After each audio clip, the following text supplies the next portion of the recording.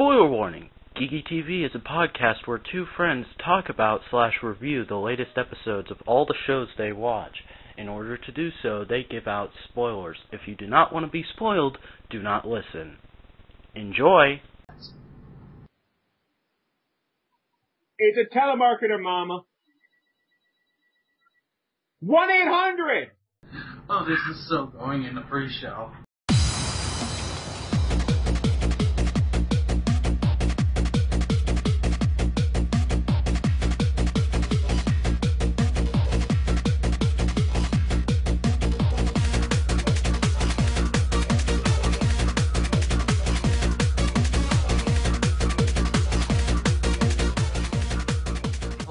Welcome to Geeky TV, brought to you by the Vacuum Network. I am, of course, your host, the Vacuuminator, and I am joined by... War. Hater Nugget. What have you been up to lately, War? Date. Ooh, look at you, Mr. Fancy Man. You went on a date. But... I've pretty much just been editing, watching Power Rangers on Netflix. I've started watching Kamen Rider Dragon Knight, which is very hard for me to keep up with, because it's not unlike Power Rangers, it's not bothering to stop and explain everything. It's just like, this is happening. Either you pick up on it or you don't. But I like this show. I like the show out of the first two episodes so far. But yeah, let's go ahead and get into the news. The news. First up in the news is I'm putting this at the beginning for two reasons. Number one, it's kind of sad and irritating, so I just want to get it out of the way. And number two, I forgot to put it on the list last week, and someone yelled at me for that. So, you know who you are. But the story is, Viacom has removed their channels from DirectTV over a contract dispute. Yeah. Yeah, basically, all the Nickelodeon channels, Comedy Central, MTV, that kind of stuff, you can't get that if you have DirectTV right now. And I have DirectTV, so I'm missing The Daily Show. Basically, any channel that is run by Paramount besides Viacom Pictures is now been canceled for DirectTV. Now, you got a lot of people know Viacom. And basically, the reason this is happening is because Viacom wants to charge more for all their channels, because back when they originally signed their contract with DirectTV, and it's up for renewal now. When they originally signed that contract, the channel rates were a lot lower, so the channels costed less. And now they want to get the money that their channels are worth nowadays. So naturally, DirectTV doesn't want to do that because they'd have to pay more money to Viacom, and naturally that would affect my monthly bill. So it's just a big mess right now, and the link that I have is to directvpromise.com, and there's a video on there saying that basically they're still trying to work things out with Viacom, and you follow DirectTV on Twitter for the latest updates on this. I may put it in the news when and if this gets resolved. Yeah. Moving on to some happier news, and pretty much the rest of our news is from Comic-Con. Comic-Con was this past weekend, and I actually got quite a bit more news than I thought I was going to. So, first up, some clips from Green Lantern, the Animated Series Season 2 were released at the DC Nation panel, and it looks fun. Yeah. Like I said, That's some other news I heard about Comic-Con. I won't. But, like I've said before, I really like Green Lantern, the animated series. It's a fun show, but this season looks good so far from the clips we've seen, but I'm not, like, freaking out about it. But here's something I think that may get people to freak out. There's going to be a Firefly reunion special. Ew! Excuse me. On purpose. I'm going to go ahead and say that I'm not that big of a Firefly fan. I enjoy the show, what I've seen of it. I've seen like 5 episodes. But it was I agree that it was very sad that it got canceled, but to be honest, unless this reunion special is a new episode, which I don't think if the article says whether it's a new episode or just the cast reminiscing about the show. But unless it's a new episode, I'm probably not going to watch it. I like Serenity, I like Firefly, so I can't be too upset. I'm really actually excited to see Nathan Fillion on TV again. Well, yeah, Nathan Fillion's awesome. Besides him voicing one of my favorite characters in Halo. And Transformers Prime is coming back in the fall. That's all there is to that. Yay. I'm excited about that for 2 reasons. Go ahead.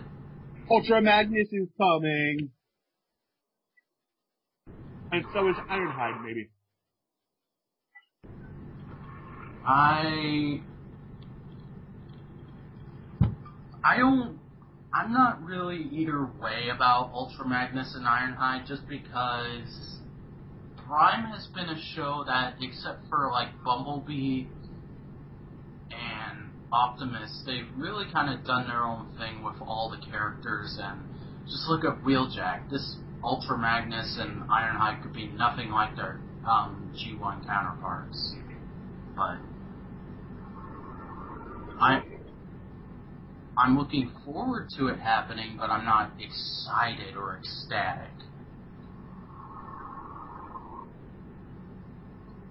I'm excited, I don't care. I'm a diehard. Next up is Saban Brands announced their new Vortexx block on the CW. It seems interesting. I may watch it the first time, but it says it's going to start at like 7 in the morning. I'm lucky if I get up at 8, people. But yeah, DVR. Yeah, that they're going to air like Power Rangers Lost Galaxy and Yu-Gi-Oh on it and that kind of stuff. It's pretty much just a new 4Kids programming block.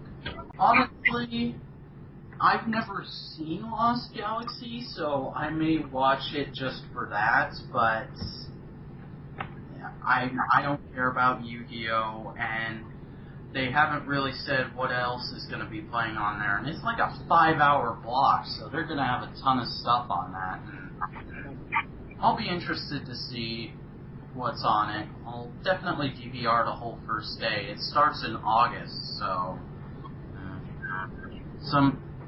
and also, they didn't make it clear whether or not Super Samurai and MegaForce are going to be airing on it instead of Nickelodeon. Yeah. Which I would be interested to see, because it was looking like Saban was getting pretty buddy-buddy with Nickelodeon. Like, they had a lot of the Disney seasons airing on Nicktoons, and of course Samurai was airing on Nickelodeon. So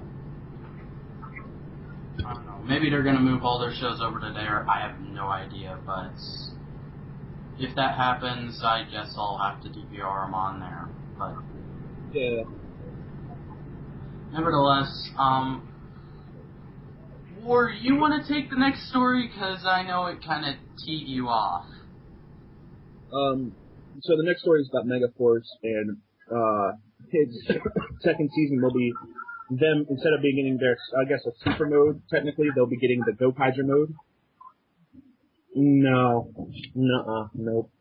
That's not cool. Yeah, that's just... I guess that explains where the special Power Rangers 20 comes in, because that's going to be like a 1-hour special. But I don't know, you know. I mean, on the one hand, I think it's an interesting way to go about it, because that way you can spend MegaForce developing the characters, and then Super MegaForce, which is what they're calling the second season, and that's honestly the stupidest Power Rangers title there is, and they've had some doozies. Super Samurai. Yeah. Super Samurai I was okay with, but Super MegaForce, that sounds like a name for a series I would have come up with when I was 6. Well, the series is slated for that age. Good point. But yeah, my like I was saying, on the one hand, they could develop the characters through Gokaiger, and then just have Gokaiger be the huge nostalgia romp that it needs to be. But on the other hand, they might, because like War was saying back when we first heard about MegaForce in general, it sounds like it's going to be very sort of MMPR-esque, like Master Header sounds like he's going to be Zordon and all that kind of stuff. And that might totally screw up Gokaiger, because up until like the last couple episodes, the Gokaigers were kind of dicks. They were not in it to save the world up until the end of it. They were looking for the world's greatest treasure. You know, they were pirates. Yep. So,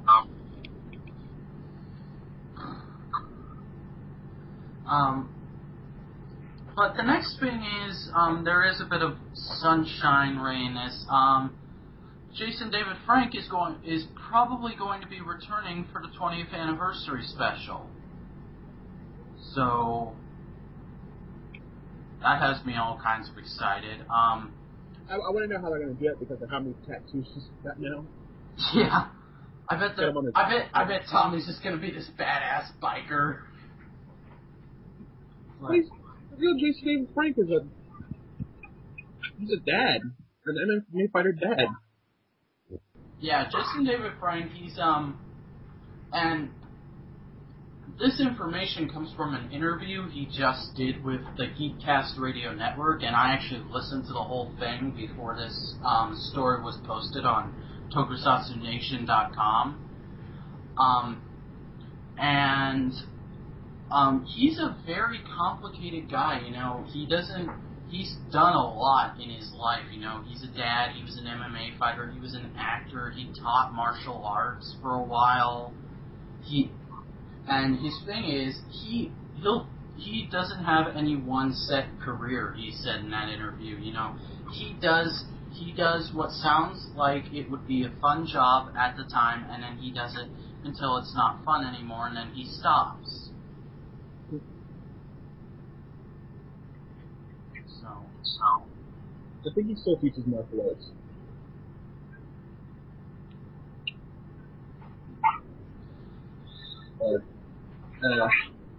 But if Tommy comes back, I will be happy. I just hope they don't really give him too much of a shaft like they did in Forever Red, which he was still present in Forever Red, but it felt too much like it was just like, oh, here's Cole meeting all these Rangers, and now we're just going to have a big fight scene. Well, then make him the poster child. Yeah. if they're gonna bring Tommy back, they need to give him center stage, in my opinion. I don't want him center stage. I know a lot of people like Jason Statham. I like him too. I just don't like him as, like, you know, the center of attention, you know? If you're gonna make an episode about the Red Ranger, make it about the original Red Ranger. You know? Austin St. John should, if they're gonna make it about the Red Rangers, make it about him. Red Ranger. I can see where you're coming from. I mean, as I keep saying in every episode, I know I probably get tons of shit for it, but Tommy was the 6th Ranger. He was the 6th Ranger. The leader's still the Red Ranger, but until Austin St. John left because of, I guess, dispute over money, he was the leader. You know, the 6th Ranger is not supposed to fill that role. If you watch later series, the 6th Ranger is just, he's cool with his first episode, and then he's stupid. And that's basically their role. Is they're supposed to be the backup power, and then they don't serve any other purpose other than a little backup power every now and again.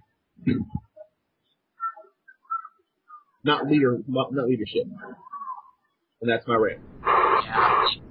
Yeah, I see. The problem is they didn't really have that concept back in the day with MMPR, and like it or not, Tommy did pretty much come in and just become the leader right away. Now, that's not the truth for the other Rangers, or the other 6 Rangers, I mean, but that's just the way they did it. That's after when Rocky came in, he became leader. He did, but Rocky almost felt like I'm sorry. He felt to me like it was just putting a guy in the suit. Like, Rocky didn't have very much of a character, in my opinion. That's why he took over. But if you remember, if you watch the Sentai adaptation, the real adaptation of it, not our adaptation, yeah, the Dragon Ranger dies. He doesn't. That's why he loses his powers in the original series. Is he doesn't lose his powers. When that green candle went out, the real Dragon Ranger, he died. He couldn't leave his cave for more than a couple hours. He died. So he died soon after. Well, they can't do that in a kids show here in America. They do it all the time. Now, yes, but back then they would have had thousands of soccer moms in an uproar. And then you got to also remember the series when the White Ranger came out. The White Ranger was a 6-year-old in Die Ranger. You know, to me, it's all about Red is always the leader. The 6 is always the 6. That's how it should be. Not. But I guess we're rambling now. Yeah, we are.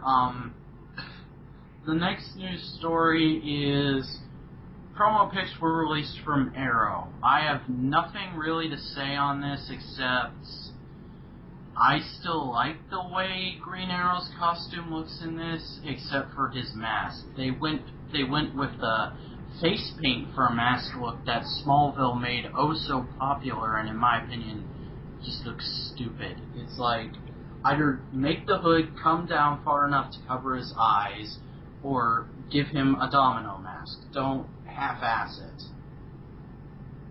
Yeah, I'm not a fan of Green Arrow, so I can care less. I'm a very big Green Arrow fan. Like most people are like Batman. Yeah, I'm a Green Arrow guy, which is unfortunate because he hasn't had any good comics in like a decade. So, you want to take the next story? Give me a sec. Checking my Twitter now. right there. So, Hasbro, thou hast become almost Hasbro, making a My Little Pony comic with IDW. Yeah. Yeah, it could be good if they put some of the people from the show on it, but that show is a very balanced kind of thing. Like, I like it, but there are some episodes that are very off. It's a show that you have to hit just the right pace, or the show's gonna suck. And the same thing goes for a comic version of it. But, yeah, moving on to some other sort of comic-related news. War, are you ready for some Dino Rage? Yes. There's going to be a Transformers Prime miniseries. He's detailing how the Dinobots fit into continuity with TFP, called Rage of the Dinobots. And Excuse me for a bit. I am about to have a major fangirl moment. Be right back. oh, I am so happy about this. Like, I'm not one of those people who just loves the Dinobots, but I think, like everyone else, I think they're cool. I mean, it's Robo T-Rex. You can't not love that. And Well, Vac, this is probably going to be the first Transformers comic I ever read. Well, first things first, I have already pre-ordered Grimlock from Fall of Cybertron. That's how big of a fan I am.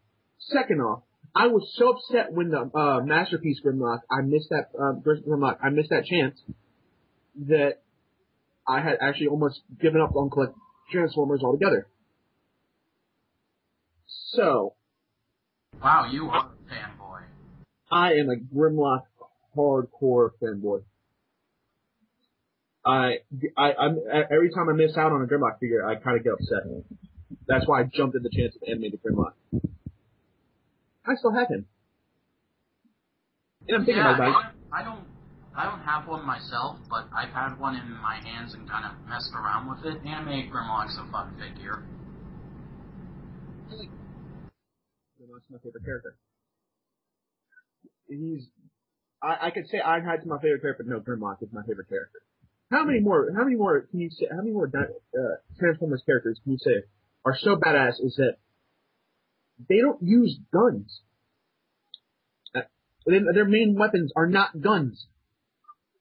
Yes, I know some of the Dinobots had guns, but Grimlock's main weapon was a sword and fire breath.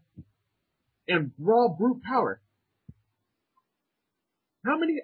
Well, I'm seriously about to have a fangirl moment. How many other characters can you say can stand up to a combiner by themselves?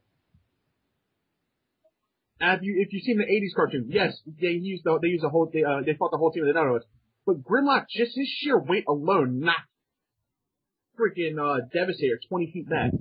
It's like Grimlock's a bad motherfucker. Mofo. Sorry. And if you watch trailers from Fall of Cybertron, Grimlock's his campaign sequence goes from you going from Starscream to Grimlock by Grimlock fighting the restraints, grabbing Starscream and throwing him while still in restraints, and that's how he gets out of his freaking cuffs. Grimlock is badass. How many other characters they call a god on the battlefield? Nobody. Not even Optimus Prime, and he's supposed to be the best. Grimlock is the freaking guy. That's why they won't let you transform into Dino mode. They have to give you a rage meter. I know people have their favorites, but Grimlock is like near and dear to my heart. He was one of my first Transformers. I'm not kidding. I had the '80s figure when I was little. He was a hand-me-down. I also had my first Beast Wars figure was Grimlock. Grimlock was in Beast Wars? I thought that was Dinobot. It was a Dinobot repaint called Grimlock. Oh. He was my first Beast Wars figure. I mean, I didn't even know who he was. I just thought he was cool when I first saw him because he was a dinosaur. And then I started watching the series and Grimlock just got more badass. I mean, he was dumb as a rock, but god damn, he could kick ass. You don't need to be smart to whoop Decepticon. Yeah, Grimlock's a great character, and I'm definitely gonna read this comic. I've heard all Cybertron. Yeah. I'm excited about Dinobot. I'm excited about Grimlock.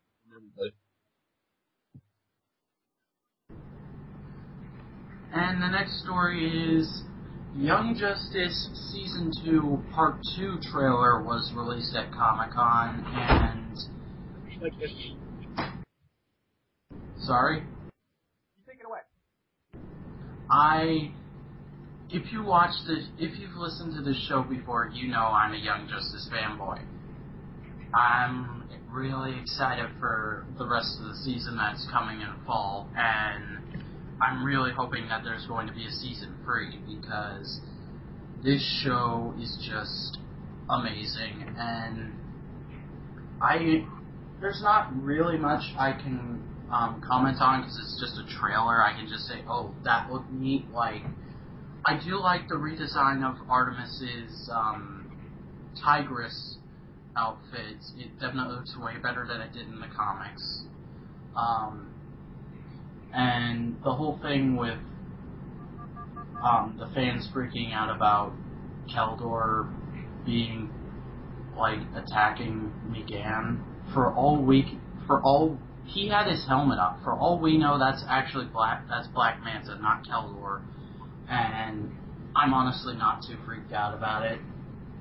But, yeah, just really excited for the new episodes coming in the fall. I love this show.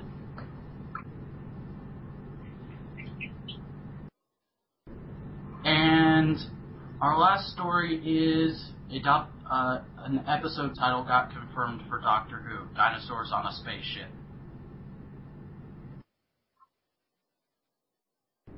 Yay.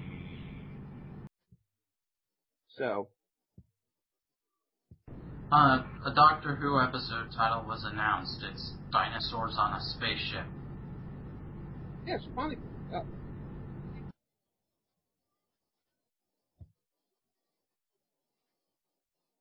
People wanted to see a dinosaurs on a spaceship. You know? That was what a lot of people said at Comic-Con. Like, what would you like to see Doctor Who fight next? Dinosaurs. So, I'm happy. I honestly am just like, okay, I'll take whatever news I can get on the show.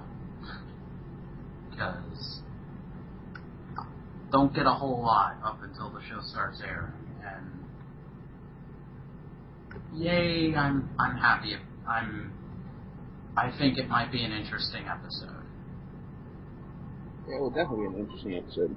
The thing is, if they want it to work, they need to play it silly to the max. Or if they take it too seriously, I don't think it'll work. I mean, they could do it like they did the episode with Marilyn Monroe and the flying sharks. I have not heard of this episode. Tell me more. It's one of the Christmas episodes. I don't remember a Marilyn Monroe episode like that. No, it was the episode that the doctor goes to this alternate universe or something like that, or alternate timeline or some alternate planet or something like that. And by accident, he marries Marilyn Monroe. And then there are flying fish, and there's a flying shark, and I threw a trident at a man. Oh, that episode! What? A Christmas Carol episode. Yes. I haven't seen that in a long time. I completely forgot about it. What episode? But, yeah. A lot of news this week. very interesting. I'm excited about stuff. Let's talk about Toonami. Toonami talk. I did not watch Bleach. I did not watch Ghost in the Shell. I did not watch. All I can say I watched this week was Casher and Sins and Dead Man Wonderland, like always. I'm just gonna get this out of the way real quick. Cowboy Bebop is, of course, a great show, so I enjoyed that. I've kind of stopped, like, I watched it, but I didn't really, like, pay total attention to Ghost in the Shell, so I'm just gonna stop talking about that altogether. Bleach was kind of crappy, but yeah, Dead Man Wonderland was good. I still enjoying it. How could you not enjoy it? That's crazy if you don't. I know there are some people that are like, oh, they cuss a lot, then don't watch it. Yeah, I know some people just think it's complete and utter trash, but I enjoy it.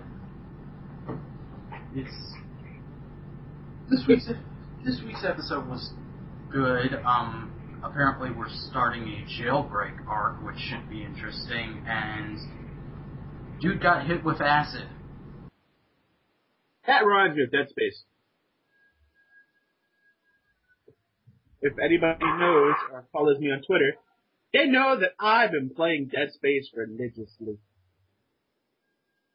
And of course I saw that, and because it was like 2 in the morning, I kind of got freaked out.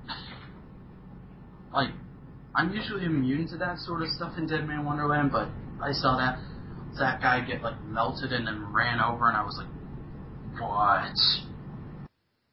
Not as bad as the Sopranos episode, but yeah. It was sweet. Yes. I enjoyed this week's episode. Cashin and Sins, meh. I don't hate it. It was... I liked it. I like to see other people's backstories, instead of the whole why did I kill Luna thing. Yeah, it was... I didn't hate it. It was just kind of like... I don't know, this show needs something to liven itself up. It's starting to get too depressing for me. And I realize that's the point of the show, but... yeah. I need to repaint Grimlock. He looks like Cookie now. Okay then, and with that, let's go on to the new shows. New shows. Tron Uprising. First up in the new shows, we have Tron Uprising, Episode 7, Price of Power.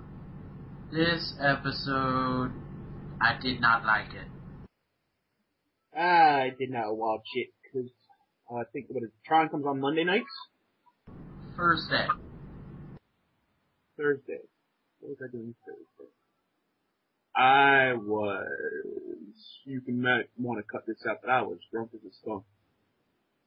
Oh. Well then. Well, like I said, I did not enjoy this episode too terribly much. Or rather, I don't like the placement of it. The whole plot was... Tesla has this new device that makes programs like twice as powerful, and he wants to mass produce it and give it to all the soldiers, and Vac steals it from him, and then he puts it on, and it's kind of like a drug. It makes him way powerful, but it also kind of corrupts him and makes him be a bit of a dick to Tron and his friends. So, like, it's just basically showing that Vac while he is a good hero, he's still kind of he's not wise. Like he sees that this makes him stronger, and he thinks, well, I should use it no matter what. And honestly, I think this probably should have come after the Renegade, the two-parter, the opening two-parter, not here. Because here, it just feels completely out of left field, because in every other episode, aside from like a few moments, Beck has been very good at his job at being the renegade. And here, he just totally screws up, and he pretty much acts like a 10-year-old. Yeah. It wasn't... I don't even know. No, you didn't know. You were drunk and you forgot to DVR it, but... No, I DVR'd it. Oh, okay. Well, I'm gonna give this episode a 4, I think. Gravity Falls. So next up, we have Gravity Falls, Season 1, Episode 5, the that's a big word. Inconveniencing. The inconveniencing. Before we get started, I'd just like to say, thanks to War, I have now seen every episode of the show, and it's my new favorite non-superhero cartoon, so thank you for getting me addicted to this wonderful, wonderful substance. I like it. I started watching it probably with my niece and my nephew. We sat and I watched one episode and I kind of laughed because there's a lot of adult jokes in it. If you haven't watched it yet. Oh, there's a lot. But, yeah, so I started watching this series and it's like, it's really, even though it's not like amazing art, it's good art. It's good animation style, it's good stories, it's fun. It's a fun series. And, so yeah. Want me to talk about this episode, Beck? You can give you can go first on this one, yeah. So, this episode, Dipper has a bit of a crush on, I forget her name, because she's not really in this series. Wendy.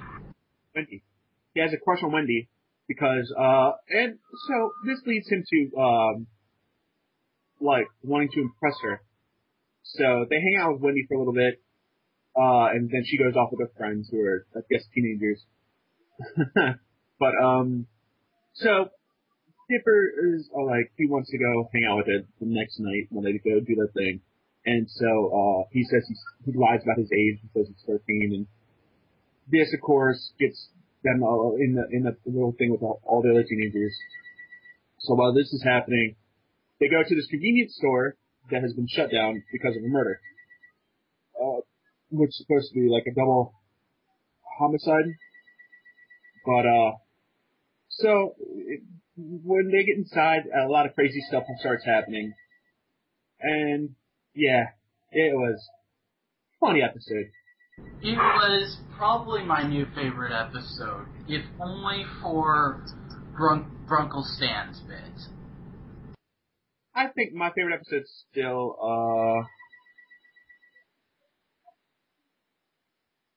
I would say I like them all a lot. I don't have a favorite episode. Oh, I like them all a lot. It's just this one's kind of my favorite because I caught all the jokes and laughed at them all. Like, there are some episodes where I can tell there's a joke, but I just didn't get it. Usually each episode has one of those. This episode, I didn't have any of those moments. I was just busting a gut.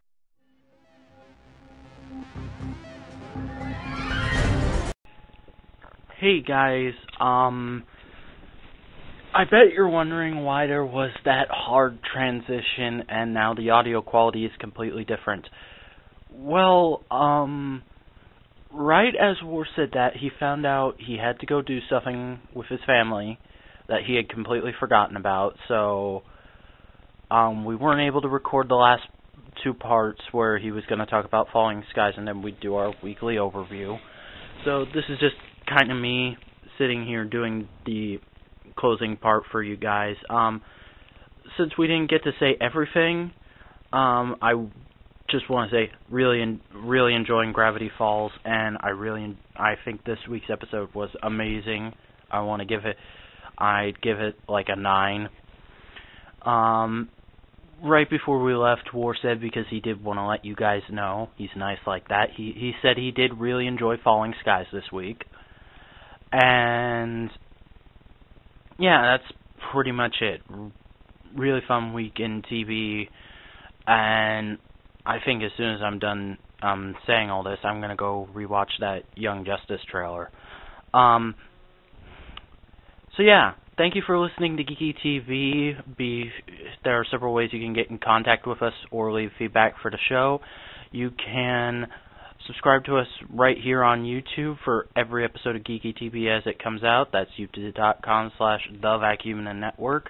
I'm The Vacuuminator. War is James Jam 36, I believe it is. You can check out our official site, thevacuumnetwork.tumblr.com. You can follow us on Twitter @thevacuumnet, @vacuuminator, and @war077. I hope you enjoyed this episode of Geeky TV for all its kind of complicated weirdness, and while we were recording, we were kind of bored, but I hope you enjoyed it still. So yeah, until next week, this is the Vacuuminator signing off for himself and War077. See you guys around.